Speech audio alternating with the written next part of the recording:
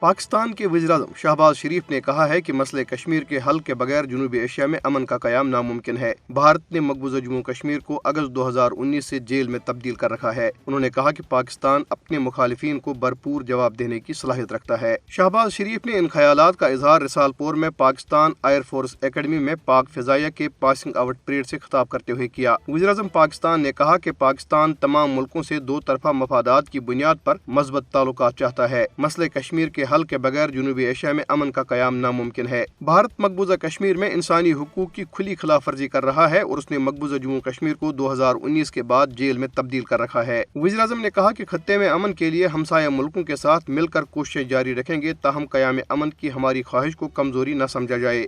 Pakistan is a peace-loving nation and wishes to maintain friendly ties with all countries, especially our neighbors. However, our desire for peace must not be misunderstood as weakness. Let me make it clear that there can be no peace in South Asia without a just and a fair settlement of the Jammu and Kashmir dispute in line with the UN resolutions and the aspirations of the people of Kashmir.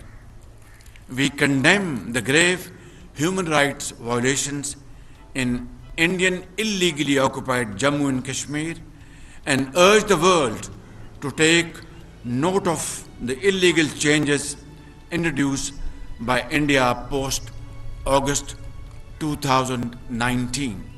ادھر پاکستان کی دفتر خارجہ کی ترجمان نے کہا ہے کہ پاکستان بھارت کے غیر قانونی زیر قبضہ جموں کشمیر میں انسانی حقوق کی سنگین اور منظم خلاف ورزیوں کے خلاف آواز اٹھاتا رہے گا۔ دفتر خارجہ کی ترجمان ممتاز زہرا بلوچ نے اسلام آباد میں ہفتہ وار پریس بریفنگ کے دوران کہا کہ پاکستان مسئلہ کشمیر کے منصفانہ اور پرامن حل کے لیے کشمیری بھائیوں اور بہنوں کی سیاسی، سفارتی اور اخلاقی حمایت جاری رکھے گا۔ انہوں نے کہا کہ بھارتی فوجوں کی طرف سے مقبوضہ کشمیر میں انسانی حقوق کی خلاف ورزیوں کا سلسلہ مسلسل جاری ہے۔ انہوں نے افسوس کا اظہار کرتے ہوئے کہا کہ بھارتی انتظامیہ نے کشمیری مسلمانوں کو مسلسل چوتھے برس سری نگر کی تاریخی جامع مسجد میں نماز عید ادا نہیں کرنے دی۔ ممتاز زہرا بلوچ نے کہا کہ گزشتہ ہفتے خواتین سمیت 40 کے قریب کشمیریوں کو محاصرے اور تلاشی کی نام نہاد کارروائیوں کے دوران گرفتار کیا گیا، جبکہ غیر قانونی طور پر نظر بند سید شکیل یوسف اور سید شاہد یوسف کی جائیدادیں بھی ضبط کی گئی۔ انہوں نے کہا کہ انسانی حقوق کے غیر قانونی طور پر نظر بند کشمیری محافظ خرم پرویز کے ضلع بڑگام میں قائم ایک دفتر پر بھی چھاپا مارا گیا۔ انہوں نے کہا کہ اس طرح کی کارروائیاں مقبوضہ علاقے میں بنیادی آزادیوں کو دبانے اور مقامی آبادی کو دہشت زدہ کرنے کی بھارتی حکمت عملی کا عکاس ہے۔